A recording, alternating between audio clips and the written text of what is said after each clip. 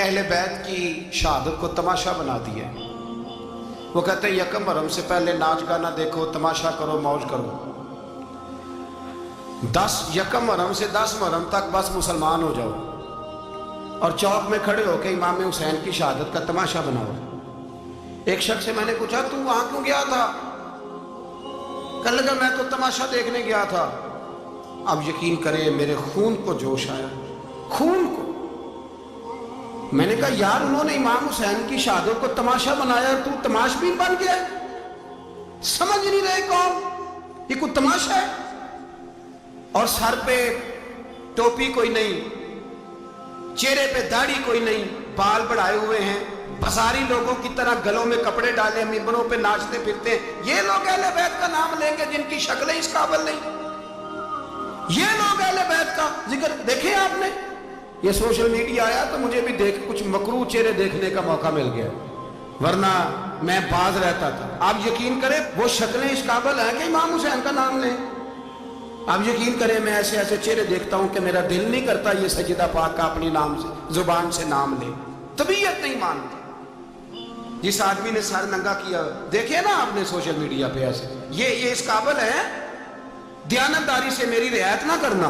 ये शक्ल है इमाम हुसैन का नाम लेने वाली, और बीबी पाक का नाम जिससे मर्जी सुन लेते हो। मैं तो बंद कर देता हूँ, बंद कर यार, इसका चेहरा ही नहीं इस काबिल के इससे हजरत फातिमा का जिक्र सुना जाए। इसको पता ही नहीं कैसे नाम ले रहा है हजरत फातिमा का। कुछ नात खाएं वो नाच नाच के हजरत फातिमा का जिक्र, शर्म करो। पता ही नहीं किसका नाम ले रहे हो, पता ही नहीं किसका जिक्र कर रहे हो। ऊंचा बोलना, दाद देना, ये करना, उठ के खड़े, ये तमाशा है कोई अहले बैत का जिक्र? पता ही नहीं किसका तज़किरा कर रहे हो। जानते हो ये कौन है? सुबह कयामत मेरे नबी पाक अलैहिस्सलाम ने फरमाया रब हुक्म देगा कयामत के दिन, वली नबी गौस कुतुब अब्दाल आंखें बंद करे, नजरें झुकाए, सर झुकाए, या अल्लाह क्या होने वाला है? फरमाया मोहम्मद की बेटी फातिमा की सवारी गुजरने वाली है, रसूल की शहजादी गुजरने वाली है, नजरें झुकाओ। पता ही नहीं ये कौन है, किसका जिक्र कर रहे हो, नाचते फिरते हो, खबर ही तुम्हें। मेरे दादा मुर्शद मुफ्ती आजम हिंद मौलाना मुस्तफा रज़ा खान आला हजरत के छोटे बेटे, उनका एक मुरीद अपने किसी दोस्त से कहने लगा मेरे पीर मुफ्ती आजम है। उसने कहा तुम सुन्नियों का तरीका है, जिसको बनाते हो आजम ही बना देते हो, इमाम तो आजम, आला हजरत तो आला हजरत, मुफ्ती तो मुफ्ती है, तुम्हारा तरीका है। उसने कहा नहीं मेरे पीर वाकई बड़े आलिम है। उसने कहा मैं जाऊंगा ऐसा मसला पूछूंगा तेरे पीर को जवाब ही नहीं आएगा। वो साथ ले गया। जब सरकार मुफ्ती आजम की खिदमत में, आला हजरत के बेटे वो भी छोटे वाले, तेरी नस्ल पाक में है बच्चा बच्चा नूर का, छोटे बेटे आला हजरत के। बैठक में बैठे थे तो वो आ गया इतराज करने वाले को लेके, आपका मुरीद पूछ ले जो मसला पूछना है। बैठक के 2 दरवाजे थे, एक बार खुलता था एक घर में। बैठे सलाम कलाम के बाद कैसे आए हो? कहा हुजूर ये कोई बात पूछना चाहता है। और वो रास्ते में कह रहा था मैं ऐसा सवाल पूछूंगा तेरे पीर को जवाब ही नहीं आएगा। रास्ते में ये बातें करता आ रहा। कहा पूछो। उसने पूछा, कहने लगा जी बताइए नबी पाक अलैहिस्सलाम की 4 बेटियों के नाम क्या हैं? तो मुफ्ती आजम हिंद उठे, जो दरवाजा अंदर खुलता था उस कमरे से अंदर चले गए।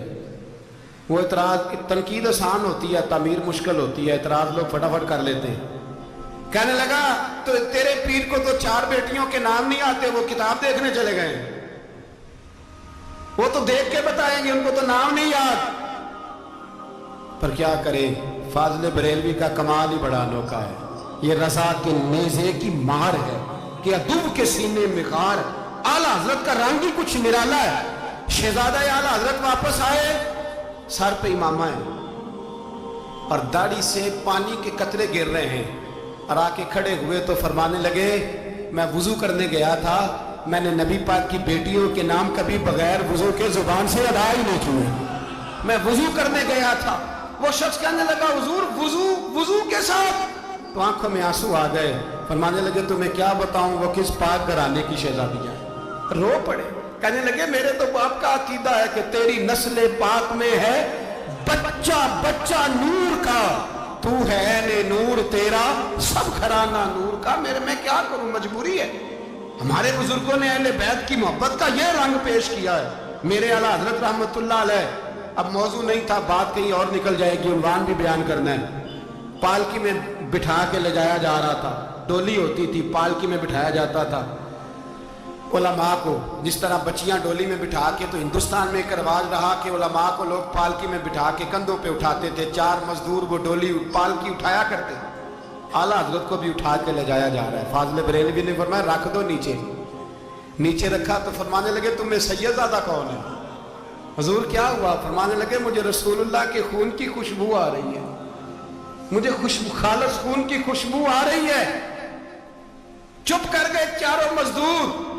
آپ نے فرمایا تمہیں قسم ہو رسول پاک کی, بتاؤ تم میں سید زادہ کون ہے؟ تو ایک کمزور شخص اٹھا کہنے لگا حضور مزدور سے مزدوری لینی چاہیے, ذات برادری نہیں پوچھنی چاہیے. اعلیٰ حضرت نے فرمایا شاہ جی یہ آپ نے کیا کیا, مجھے کندھوں پہ اٹھا لیا. لاکھوں لوگوں کا پیر اور ہزاروں مشائخ اور علماء کی آنکھوں کی ٹھنڈک, بریلی کے امام جن کا قلم اٹھے تو وقت کے بڑے بڑے سورما گردنیں جھکا دے. اعلیٰ حضرت رحمت اللہ تعالیٰ علیہ پہلے تو اپنی پگڑی اٹھا کے پیروں میں بچھائی, کہنے لگے تیرے نانے کے نام پہ کھایا ہے, تیرے ہی کندھوں پہ چڑھ گیا ہوں, واسطہ مصطفیٰ کا مجھے معاف کرو. تو شہزادے نے پگڑی اٹھائی, کہا حضرت ایسے تو نہ کیجیے. فرمایا نہیں ابھی میرا دل راضی نہیں ہوا. پھر اس شہزادے کو اعلیٰ حضرت رحمت اللہ علیہ نے پالکی میں بٹھایا. شہزادہ سید زادہ مزدور ہے, بظاہر پڑھا لکھا نہیں, غریب ہے, ان کو پالکی میں بٹھایا اور فرمایا ایک طرف سے میں اٹھاؤں گا, ایک طرف سے میرا بیٹا حجت الاسلام حامد رضا اٹھائے گا, ایک طرف سے ملک العلماء مولانا ظفر الدین بہاری بخاری کی شرح لکھنے والا اٹھائے گا, ایک طرف سے فقہ حنفی کا انسائکلوپیڈیا بحر شریعت لکھنے والا مفتی صدر الشریعہ مولانا امجد علی اعظمی اٹھائیں گے. چاروں نے جب اٹھایا وہ جا رہے تھے تو مولانا حسن رضا فاضل بریلوی فرما رہے تھے بے ادب گستاخ فرقوں کو سنا دے اے حسن, بے ادب گستاخ فرقوں کو سنا دے اے حسن. یوں کہا کرتے ہیں سنی داستان اہل بیت, یوں کہا کرتے ہیں سنی داستان. یہ ہمارا طریقہ ہے رسول اللہ سے پیار کرنے کا, یہ ہمارا طریقہ ہے اہل بیت سے. یہ کیا محبت ہوئی؟ یکم محرم سے 10 محرم تک بازاری لوگ کھڑے کر دی اور کہا اہل بیت کا ذکر کریں گے اور زینب پاک کا نام لیں گے اور سکینہ پاک کی, یہ لوگ پاک کریں گے جن کا لب و لہجہ ہی بازاری ہے, یہ گفتگو کریں گے. اور بہت سارے ہمارے لوگ دیکھنے چلے جاتے ہیں, اور مجھے شکوہ ہے اپنے دوستوں سے بھی, یہ چپ کر کے بیٹھے رہتے ہیں محرم کے دنوں میں. آپ کا کوئی تعلق نہیں امام علی مقام کے ساتھ. کل بھی روزہ رکھیں گے انشاءاللہ, پرسوں بھی روزہ رکھیں گے, اور ہم امام حسین کا دن اس طرح منائیں گے کہ روزانہ قرآن پاک کی تلاوت کریں گے. ہم امام علی مقام کی یاد اس طرح منائیں گے کہ حسین تو نے جس سجدے میں سر کٹایا تھا 9-10 کو زیادہ سجدے کریں گے, اور تو نے جو قرآن پاک نیزے کی نوک پہ بھی جاری رکھا, ہم بھی 9-10 محرم سارا قرآن پڑھ کے گزار دیں گے. اور امام علی مقام کی فکر کو سمجھیں, سوچ کو سمجھیں. میں مضمون سارا بیان کرنا چاہ رہا تھا پر اب مجھے لوٹنا پڑے گا. اہل بیت کا پیار ایمان کا حصہ ہے, ایمان کا. اگر اہل بیت سے محبت نہ ہوئی, صحابہ کا پیار نہ ہوا تو ایمان قابل قبول نہیں. کچھ لوگ بڑے ہوتے ہیں اس لیے کہ ان کا باپ بڑا ہوتا ہے, بہت بڑے باپ کا بیٹا ہے جی, تو خود کیا ہے جی, یہ امام حسین بہت ہی بڑے باپ کے بیٹے تھے, بہت ہی بڑے باپ کے, بہت ہی بڑے باپ. مولا علی شیر خدا رضی اللہ تعالی, واقعی حضرت علی جیسا شیر کوئی نہیں ہے, ہی کوئی نہیں, آئے گا ہی کوئی, ہو ہی نہیں سکتا, سوال ہی نہیں پیدا ہوتا. علی بہرحال علی ہے, علی بہرحال کوئی جوڑ نہیں حضرت علی کا, کوئی ساتھ نہیں. میرے رسول پاک نے فرمایا یہاں بھی میرا بھائی ہے, وہاں بھی میرا بھائی ہے. حضرت علی کا کوئی مقابلہ کر سکتا؟ اتنے بڑے باپ کا بیٹا. حضرت امام حسین خود بھی بہت ہی بڑے تھے, امام حسین خود بھی اللہ جانتا ہے بہت بڑے تھے. کہتے ہیں گدی پہ بیٹھ گیا اسے کوئی ضرورت نہیں, لیکن امام حسین نے ایسے نہیں کیا. امام زین العابدین فرماتے ہیں میرے ابا جی امام حسین فرض نمازوں کے علاوہ ایک دن میں 100 نفل ادا کیا کرتے ہیں, اور ایک روایت میں فرماتے ہیں 1000 نفل پڑھا کرتے ہیں. کتنے؟ چلو تسی 50 پڑھ لے, بتاؤ تو صحیح نا کتنے. تو یہ جو امام حسین کا بڑا نام لینے والے ہیں, یہ تو ان سے پوچھو کہ تم تو نمازیں پوری نہیں پڑھتے. اور امام کا تو تعلق ہے نماز کے ساتھ. 9-10 محرم کی ساری رات امام حسین کیا کرتے رہے؟ بولے. یہاں لوگ دیگیں کھاتے رہتے ہیں 9-10 کی رات, چرگے کھاتے رہتے, ساری رات چھوٹا گوشت کھا کے گزار دیتے. امام حسین رضی اللہ تعالیٰ عنہ, بھائی اللہ تو مانا ہوا تھا, حسین پہ سب سے زیادہ راضی تھا میرا رب, لیکن امام علی مقام نے 9-10 کی ساری رات کا اللہ مجھ سے راضی ہو جا, اللہ مجھ سے راضی ہو جا, اللہ مجھ پہ رضا نازل کر. ساری رات کربلا کی ریت پہ آنسو بہا بہا کے ساری رات سجدے میں گزار دی. تو تماشا کر کے سو جاتا ہے اور کہتا ہے میں بڑا حسینی ہوں. امام علی مقام بہت بڑے تھے, عبادت گزار تھے, ریاضت بڑی کرتے تھے. امام حسین کے گھر کا کعبہ تھا, اپنا تھا. جو شے قریب ہوتی ہے اس کی قدر نہیں ہوتی. سعودی عرب میں بہت سارے لوگ ابھی بھی رہتے ہیں جنہوں نے حج نہیں کیا, کہتے ہیں ادھر ہی چلے جائیں. ہمارے بہت سارے پاکستانی جن کی ڈیوٹیاں مکے میں لگ گئی ہیں, وہ کبھی ہمیں وہاں ملنے آئے تو ہم کہتے ہیں جناب آپ آتے نہیں, کہتے ہیں آتے ہیں کبھی کبھی. ان کو حرم شریف کی وہ قدر. لیکن امام حسین علی مقام کا کردار یہ تھا کہ مدینے سے, دونوں بھائی مدینے سے پیدل جایا کرتے تھے مکے کا حج کرنے. کس طرح؟ وہ انہوں نے یہ نہیں کہا ہمیں ریاضت کی ضرورت نہیں, عبادت کی ضرورت نہیں, ہم تو حضور کا خون ہے بخشے بخشائے. پیدل مدینے سے دونوں شہزادے, اور اس طرح پیدل جاتے تھے. ایک دفعہ نہیں, 2 دفعہ نہیں, 25 حج دونوں نے پیدل مکے جا کے ادا فرمایا. 25 حج. تجھے کبھی توفیق ہی نہیں ہوئی؟ تو جہاز بجانا بھی پسند نہیں کرتا, تو خیال ہی نہیں کرتا کہ کتنی قدر ہے اللہ کے گھر کی. 25 حج. اور سخاوت کا یہ حال تھا, سخاوت کا, کہ امام زین العابدین فرماتے 1,00,000 دینار سویرے آیا. کتنا؟ سمجھ لے اربوں خربوں روپے آج کے حساب سے. 1,00,000 دینار. اور فرماتے ہیں فاطمہ کے لال دروازے پہ بیٹھ گئے پیسے لے کے, اور لوگوں کو بلا بلا کے نظر دی. فرمایا تھوڑے سے لے جاؤ, تھوڑے سے لے جاؤ, تھوڑے سے لے جاؤ, تھوڑے سے. فرماتے زور تک امام حسین نے لاکھوں بانٹ دیے. اٹھ کے اندر آئے تو میں نے کہا ابا جی کو 1 دینار بچا لیتے. آپ جب بازو اٹھاتے ہیں تو آپ کے کرتے پہ 17 پہ بند لگے ہوئے ہیں, ایک کرتا ہی نیا لے لیتے. تو فرماتے میری طرف دیکھ کے کہنے لگے بیٹے یہ نہیں کہا کہ میں لے لیتا کرتا, لفظوں پہ غور کرنا. فرمانے لگے بیٹے اگر تو پہلے بتاتا تو پھر میں سوچتا, پہلے بتاتا تو پھر بھی میں یہ نہیں کہا رکھ لیتا, پھر بھی میں سوچتا رکھنا ہے کہ نہیں. امام حسین نے سخاوت کی, عبادت کی, ریاضت کی, قرآن پڑھا, تلاوت کی, درگزر کیا, پیار کیا. امام حسن کی بات ہے, ایک لونڈی آئی. ہمارے ہاں تو شہزادوں کا اللہ ہی حافظ ہے نا, شہزادے وہ کسی کے بھی ہوں. یہ جو ہمارے سیاستدانوں کی شہزادے ہیں یہ ہم نے خراب کیے ہوئے ان کی گاڑیوں کے پیچھے بھاگ بھاگ کے, اس لیے تباہ ہو گئے. پیروں کے شہزادے یہ خراب ہو گئے سارے, اس لیے کہ پیچھے بڑا بھاگتے ہیں. امام حسن کے پاس ایک لونڈی تھی, وہ دودھ لے کے آئی, دودھ گرم تھا, آپ کے اوپر گر گیا. اور وہ تھی بھی اسی طرح کی, اکثر کام بے دھیانی میں کرتی تھی, کنیز تھی. دودھ گرا تو وہ کانپنے لگی کہ میں نے کئی غلطیاں کی, اب تو بہت سخت غلطی ہے. گرم دودھ امام پہ پڑ گیا. تو امام صاحب نے تلاوت شروع کر دی امام حسن نے, والکاظمین الغیظ والعافین عن الناس واللہ یحب المحسنین. فرمایا جو غصہ پی جائے اور لوگوں کو معافی دے ان سے تو اللہ محبت فرماتا ہے, ان سے تو اللہ پیار کرتا ہے. امام صاحب نے اس لونڈی کو فرمایا جا تو اللہ کی رضا کے لیے آزاد ہے, جا تو آزاد ہے, اب تو لونڈی نہیں.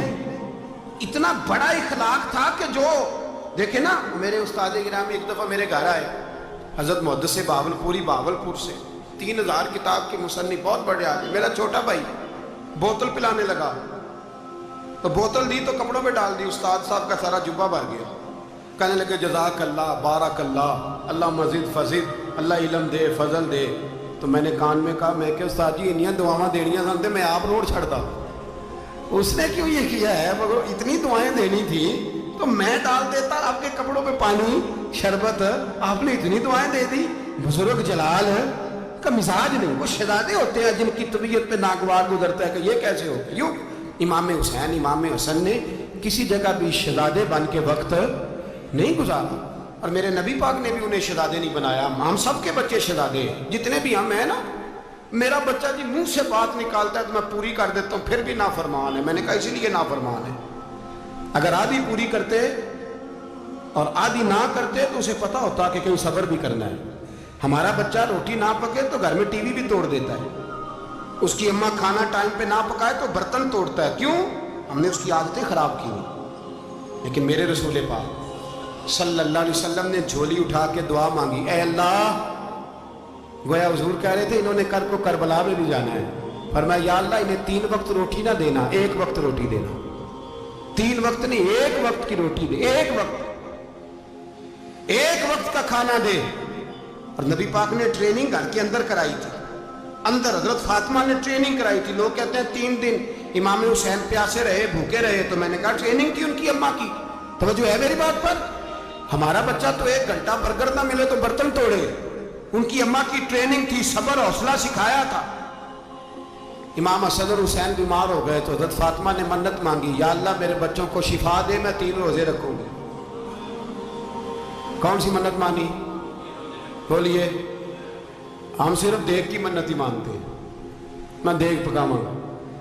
ایک آدمی مجھے کہنے لگا میں نے منت مانی تھی کہ میں بکرا دوں گا اللہ کے رستے میں، اگر میرا کام ہو جائے تو کام ہو گیا، بکرے کے پیسے کوئی نہیں۔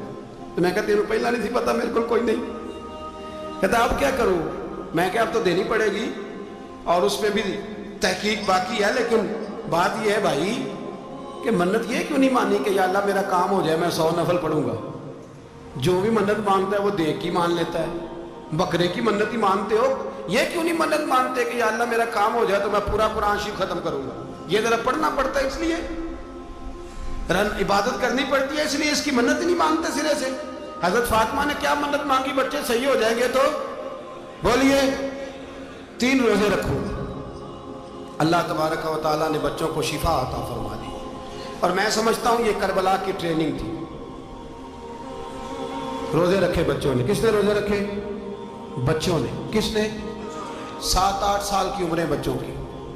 حضرت علی فرماتے ہیں جب میں نے دیکھا نا میرے بچے بھی روزے سے ہیں تو میں کہیں سے تھوڑے سے جوں لایا، یہ شہزادے ہیں کائنات کے سب سے بڑے۔ فرماتے ہیں میں نے بی بی پاک کو دیے تو سیدہ پاک نے جوں پیسے روٹیاں پکائیں، اور جب عین افطاری کے وقت کھانا سامنے آیا تو دروازے پہ بھکاری آیا، عین اس بڑا بے نیاز ہے اللہ، عجیب رنگ ہے مالک کا۔ عین افطاری کا وقت جب آدمی کہتا ہے کہ فٹافٹ ہو جائے، بھکاری دروازے پہ آیا اور اس نے صدا دی، او میرے رسول کے گھر والوں، کئی دنوں سے روٹی نہیں کھائی۔ حضرت علی نے، حضرت فاطمہ نے بچوں کی طرف دیکھا تو امام حسین چھوٹے تھے سب سے، انہوں نے سب سے پہلے برتن اٹھائے کھانے والے، اور کہنے لگی اماں میں نہ دے کے آؤں؟ حضرت فاطمہ رشک کرنے لگی، مصطفیٰ کے نواسے باہر گئے، اپنے حصے کا کھانا وَيُبْصِرُونَ عَلَىٰ أَنفُسِهِمْ وَلَوْ كَانَ بِهِمْ خَصَاصَةٌ، اللہ فرماتے ہیں انہیں بڑی اشد ضرورت بھی ہو پھر بھی وہ دوسروں پہ اثار کر دیتے۔ وہ کھانا باہر امام حسین دے آئے، پانی سے روزہ کھولا، کھجورے کھائی، لیٹ گئے، سویرے کھجورے کھائی، روزہ رکھ لیا۔ شام ہوئی تو حضرت علی فرماتے ہیں میں پھر اگلے دن کے روزے کے لیے جوں لایا، فاطمہ نے پیچھے روٹیاں پکائیں، 2 دنوں کی بھوک تھی، پر مالک تو بڑا بے نیاز ہے، آزمانے پہ آیا تو اس رنگ میں عین افطاری کے وقت دروازے سے آواز نکلی، اور مانگنے والے نے کہا کہ بھوکا بھی ہوں اور یتیم بھی ہوں، یتیم ہوں۔ حضرت فاطمہ کہنے لگی بیٹا دیر نہ کرنا، یتیم کا پیٹ بھرنے میں دیر نہیں ہونی چاہیے۔ کھانا باہر چلا گیا، پانی سے روزہ، کھجورے، شہزادے ہیں شہزادے، یہ 2 جہاں کے شاہ ہیں، پاس کچھ رکھتے نہیں، 2 جہاں کی نعمتیں ہیں ان کے خالی ہاتھ میں، کھجور پانی سے افطاری بھی سحری بھی، سویرے پھر اٹھے روزہ رکھا، 3را دن ہے، 3را ذرا دل پہ ہاتھ رکھنا، بچہ ایک رات بھوکا ہو تو اماں سوتی نہیں، اور میں کہا کرتا ہوں اماں فالج والی ہو نا، فالج والی ماں، فالج زدہ، تو آدھی رات کو اس کا بیٹا جوان کہے تھوڑی بھوک لگی ہوئی تھی، تو اماں کو رینگنا بھی پڑے تو وہ رینگ کے بھی جاتی ہے، روٹی پکاتی ہے، کہتے ہیں میرا لال بھوکا نہ سو جائے، اور مصطفیٰ کی بیٹی سے زیادہ بچوں سے کون پیار کر سکتا ہے؟ اور 3 دن کے بھوکے بچے، 3را دن آیا، بڑے حوصلے سے بی بی کہہ دیتی ہے چھوڑو ان کا تو کام ہے، یہ تو آتے رہتے ہیں، میرے بچے بھوکے تم پہلے روٹی کھاؤ۔ لیکن میرے بھائی کربلا ایسے نہیں سجتی، یہ جو برگر کھا کے ناراض ہونے والے بچے ہوتے ہیں یہ میدانوں میں نہیں نکل پاتے، ان کے لیے مشکل ہوتا ہے۔ حضرت فاطمہ نے، حضرت علی نے ڈیوٹی کی، ڈیوٹی اپنے بچوں کو تیار کیا کربلا کے لیے۔ تیسرے دن جب رکھا صاحب نے کھانا تو باہر سے بولنے والا بولا کہا میں مسکین ہوں، لاچار ہوں، گھر بھی کوئی نہیں، کھانا بھی کوئی نہیں۔ امام حسین پھر اٹھے، تیسرے دن کا بھی کھانا دے دیا۔ حضرت علی فرماتے میں بچے پکڑ کے مسجد لے کے گیا، کہیں بھوک سے میرے لال گر نہ جائیں۔ کہتے ہیں ہامتے کامتے تینوں شہزادے مسجد میں داخل جو ہوئے تو بس ہماری قیمت پڑ گئی، مول پڑ گیا ہمارا۔ کہتے ہیں مسجد میں قدم رکھا تو ایسے لگا جیسے نبی پاک ہمارا انتظار کر رہے ہیں۔ فرماتے ہیں تیسرے دن کی مغرب پڑھنے گئے تو حضور نے تینوں باپ بیٹوں کو چہرے دیکھے، فرمایا علی یہ جبریل کھڑے ہیں اور فرما رہے ہیں تیرے 3 دن کا عمل خدا کو بھی بڑا پسند آیا ہے، محمد مصطفیٰ کو بھی بڑا پسند آیا ہے، بڑا پسند آیا ہے 3 دن کا عمل۔ میرے بھائی ٹریننگ کرائی، ٹریننگ۔ ہمارے ہاں تو حال بڑا سخت ہے، اور دین کا معاملہ چوری آتے ہیں بچے گھروں سے چوری نمازیں پڑھنے، داڑھی رکھ لے تو سب سے پہلے مسئلہ اماں کو بنتا ہے، سب سے پہلا۔ انہوں نے ٹریننگ کی، دین کے لیے تیار کیا، ہمتیں بدھائیں، اور رسول پاک علیہ السلام نے خود اپنی بیٹی کی تربیت فرمائی، شہزادی کی۔ کس کی؟ دنیا میں سب سے بڑی شہزادی کون ہے؟ آپ نام لیں گے تو دل ٹھنڈا ہوگا انشاءاللہ۔ میرا عقیدہ ہے حضرت فاطمہ کا نام لے تو اللہ دل کو سکون دیتا ہے۔ سب سے بڑی شہزادی سیدہ، بولیے سیدہ فاطمہ الزہرا رضی اللہ تعالی عنہا۔ حضرت علی فرماتے ہیں حضور بڑا پیار کرتے تھے حضرت فاطمہ سے، جب سفر پہ جاتے تو سب سے آخر میں حضرت فاطمہ سے ملتے، واپس آتے تو سب سے پہلے حضرت فاطمہ سے ملتے۔ فرماتے ایک جہاد کے لیے حضور چلے گئے اور مجھے نائب بنا کے چھوڑ گئے۔ میرے پاس مال غنیمت کے تھوڑے سے پیسے تھے، تھوڑی سی رقم تھی، تو میں نے سوچا کہ میں نے فاطمہ کو کبھی تحفہ نہیں دیا تو ایک زنجیر نہ سونے کی خرید کے دوں۔ کہتے ایک چین سونے کی زنجیر خرید کے میں نے حضرت فاطمہ کو تحفہ دی تو سیدہ نے پہن لی۔ کچھ دنوں کے بعد خبر آئی کہ حضور کل پہنچ رہے ہیں واپس۔ کہتے میں نے فاطمہ کو بتایا تو مجھے پتا تھا فاطمہ کیا کرے گی۔ سیدہ نے سارا گھر صاف کیا، ساری تیاریاں کی، کھانے چنے، جو اس وقت ماحول تھا ہر لحاظ سے حضور کی آمد کا انتظار کیا، اور سویرے سے ہی حضرت فاطمہ بیٹھ گئی۔ سویرے سے حضور کئی دنوں کے بعد آ رہے ہیں، کمال ہو گئی۔ فرماتے ہیں جب محبوب تشریف لائے نا، پہلا قدم نبی پاک نے حضرت فاطمہ کے گھر کے اندر رکھا، السلام علیکم کہا، اور شیر خدا فرماتے جناب فاطمہ کو دیکھا اور نبی پاک واپس پلٹ گئے۔ کہتے میں نہیں تھا گھر میں واپس آیا، بی بی صاحبہ نے بتایا اور میں نے دیکھا کہ فاطمہ اس طرح روتی ہے کہ میں نے ایسا روتے کبھی دیکھا ہی نہیں۔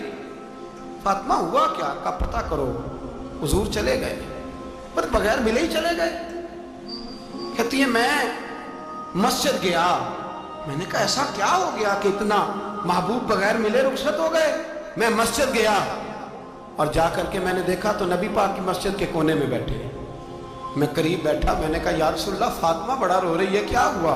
کہتے نبی پاک کی آنکھوں میں بھی آنسو آ گئے، حضور بھی روئے۔ پتہ ہے نبی پاک نے کیا فرمایا؟ یہ تربیت ہے، اس طرح کربلا سجتی ہے۔ رسول پاک علیہ الصلوۃ والسلام نے فرمایا وہ میری بیٹی ہو کے سونا پہنتی ہے، ہر عورت کے لیے جائز ہے، کئی کلو بھی پہن لے تو شریعت منع نہیں کرتی۔ حضور نے فرمایا میری بیٹی ہو کے سونا پہنتی ہے، اگر فاطمہ بھی سونا پہنے گی تو امت کی غریب بیٹیاں کس کے طریقے پہ چلیں گی؟ غریب بیٹیاں کس کے طریقے؟ جو باپ مجبور ہو کے 12 بندوں کے ساتھ بیٹی کو رخصت کرے گا وہ کہہ تو سکے گا نا میں اس طرح شادی کر رہا ہوں جس طرح مصطفیٰ نے فاطمہ کی تھی، وہ کہہ تو سکے گا نا، لیکن اگر یہ بھی سونے پہنے گی تو پھر نقشے قدم کیسے متعین ہوں گے؟ حضرت شیر خدا واپس آئے، کہا فاطمہ یہ تیری چین رسول پاک کو پسند نہیں آئی۔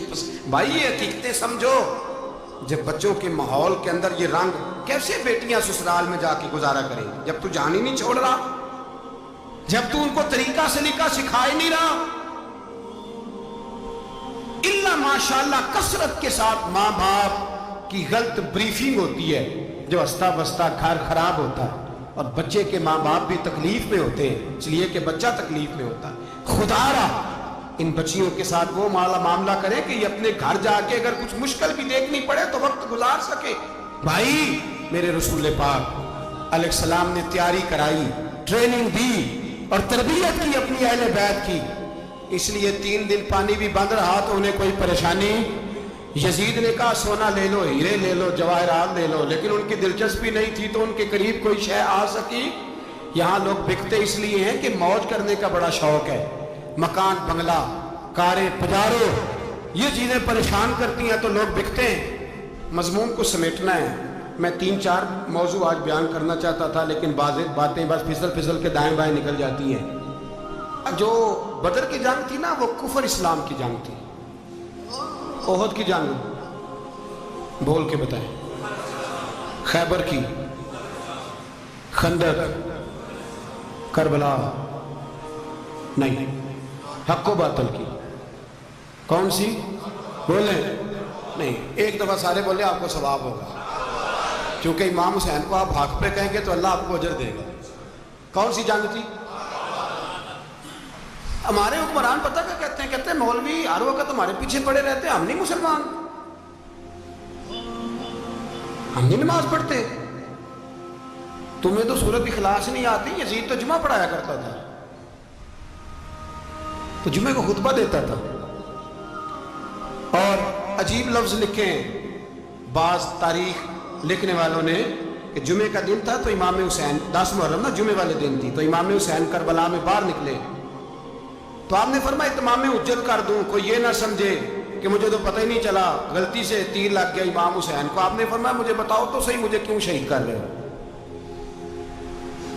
کوئی نہ بتا سکا. تو امام حسین نے فرمایا مجھے کیا ضرورت تھی مدینہ چھوڑ کے مسجد نبوی چھوڑ کے آتا، میں تو اس لیے آیا ہوں کہ جس کو تم نے حکمران بنایا وہ شرابی ہے. کون ہے؟ وہ رنڈیوں کا ناچ دیکھتا ہے، مجرے دیکھتا ہے، مجرے. وہ اللہ کے حلال کو حرام اور حرام کو حلال کہتا ہے. لہذا مسلمانوں کا حکمران بننے کے قابل ہے یہ ایمان. اور یہ میں آپ کو ایک نہیں، میں 20 تاریخوں میں دکھاؤں گا کہ یہی خطبہ امام حسین کا کہ تم نے اللہ کے حلال کو حرام، حرام کو حلال کہا، شراب، زنا، جوا، بدکاری عام کر دی. لہذا یزید مسلمانوں کا حکمران بننے کا اہل ہے. امام حسین خطبہ دے رہے ہیں تو یزید کی فوج سے نا لشکر آوازیں دینے لگا. کیا بلا؟ کہنے لگے حسین جلدی کرو، یا بیعت کرو یا جنگ کرو، دیر نہ کرو، ہمارا جمعہ لیٹ ہو رہا ہے. بلے ہو نمازیو، ہمارا جمعہ لیٹ ہو رہا ہے. جمعہ حسین کو شہید کریں گے، گردن کاٹیں گے، پھر جمعہ پڑھیں گے، نماز پڑھیں گے اور نماز میں کہیں گے اللہم صلی علی محمد وعلی. یہ نمازی ہیں. اہل بیت کی گردن پہ چھری چلائیں گے، پھر نماز پڑھیں گے اور کہیں گے اللہم صلی علی محمد وعلی. بلے ہو نمازیو. علامہ ہزاروی کہا کرتے تھے بلے ہو نمازیو. کیسے نمازی ہو کہ اہل بیت کی گردن پہ چھری اور ساتھ ہی اللہم صلی علی محمد وعلی؟ یہ کیسے نمازی ہو؟ یہ آج پوری دنیا کا حکمران اللہ ماشاءاللہ اسی طرح کا نمازی ہے. وہ کہتا میری فوٹو دیکھی نہیں، میں نے عید پڑھی ہے مسجد میں، دیکھا نہیں فوٹو لگی ہوئی تھی، میں نے بھی عید پڑھی ہے، جمعہ پڑھا نہیں میں نے. میرا بھی ابا فوت ہو جائے تو جنازہ پڑھتا ہوں، مولوی مجھے مسلمان کیوں نہیں مانتا؟ میں نے کہا یزید کو کیوں نہیں امام حسین نے مسلمان مانا؟ وہ تو دمشق کی جامع مسجد کا خطیب تھا. امام حسین نے سبق دیا ہے، سبق کہ زانی شرابی کو حکمران بنایا جا سکتا. پر میں کیا کروں، کلیجہ پھٹتا ہے، روح کانپتی ہے، دل تڑپتا ہے. مجھے ایسے لگتا ہے کہ جب میری ملت کا جوان اپنے موبائل پہ مجرا دیکھتا ہے نا، گندا مجرا، تو مجھے لگتا ہے 6 مہینے کا حضرت علی اصغر کا مزار کانپنے لگتا ہے کہ یا اللہ جس کام کے خلاف میں نے 6 مہینے کی جان قربان کی، میرے ماننے والے وہ کام کر رہے ہیں، میرے ماننے والے. اور جب مہندی کی رسم پہ شراب کی بوتلیں چلتی ہیں اور حاجی صاحب کہتے ہیں مجھے نہیں پتا منڈے کنڈے کیا کر رہے تھے، تو مجھے لگتا ہے حضرت عباس کے کٹے ہوئے بازوؤں میں پھر سے درد شروع ہو جاتا ہے. اور وہ کہتے ہیں میں نے جس کام کے خلاف بازو کٹوا دیے، میرے ماننے والے وہ کام کر رہے ہیں. اور جب بدکاروں بے حیاؤں کے نعرے لگاتی ہے قوم تو پھر جنگل سے صدا آتی ہے امام حسین کی. پھر حسین کہتے ہیں کہ نہیں، ابھی کربلا ختم تو نہیں ہوئی، حسین ابھی کربلا میں، حسین ابھی بھی جب اور یہ میں سب کی بات کر رہا ہوں، پاکستانیوں کی نہیں، صرف سارے حکمران، بہت سارے جو اسلام کا دعویٰ کرتے ہیں، وہ جب جہاز سے اتر کے دوسرے ملک میں جاتے ہیں تو جبے کے نیچے سے پینٹیں نکال لیتے ہیں. انہوں نے بھی مذہب کو رنگ دار بنا لیا ہے، کبھی رنگ اور ہوتا ہے کبھی اور ہوتا ہے. خدا را امام حسین کو تڑپاؤ نہ، خدا را شرابیوں کو ووٹ دے کے، ظالموں کو ووٹ دے کے، اور یہ سارے ہی ایسے، میں کسی ایک کی بس، سارے ہی ایسے. یزید نے بھی کتا رکھا ہوا تھا، اس کے بھی ساتھ سویا کرتا تھا، آپ کے بھی کئی سیاستدانوں نے پالے ہوئے. یہ سارے تماشے کرنے والے، جانوروں کی لڑائی دیکھنا بھی حرام اور کرانا بھی، یہ سارے ایک ہی رستے میں، یہ سارے ایاک نعبد و ایاک نستعین کو ایک آیت پڑھ لیتا ہے، اس کے بعد ڈھول بجانے، عورتوں کے ناچ کرانے شروع کر دیتا ہے. یہ ایاک نعبد و ایاک نستعین کا ترجمہ ہے، تماشا بنایا ہوا ہے. اور وہ جن کا بڑا دعویٰ ہے کہ ہم نے بڑی مسجدیں بنائی ہیں، اتنی رسوائی کے بعد بھی انہیں شرم نہیں آئی کہ کتنے رسوا ہو گئے. ابھی خیال کریں، ہمارے ملک میں تو ایسے ٹاؤن بنے ہوئے ہیں جنہوں نے سب سے بڑی مسجد بھی لاہور میں بنا دی، اور کچھ دنوں کے بعد انہوں نے کہا جشن بہارا بھی مناؤ، پتنگ بازی بھی کرو، سارے کام ہی کرو، راضی رہے رحمان بھی، خوش رہے شیطان بھی. معاذ اللہ. امام حسین نے اس سوچ کے خلاف جہاد کیا ہے، فرمایا نا لا الہ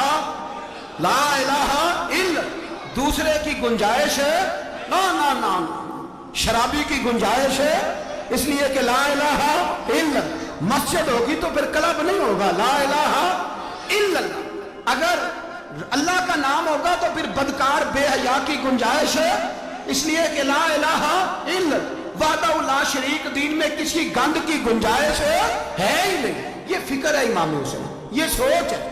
ہمارا حکمران کہتا ہے مولوی صاحب نماز پڑھنے سے کس نے روکا ہے، سارا دن پڑھو.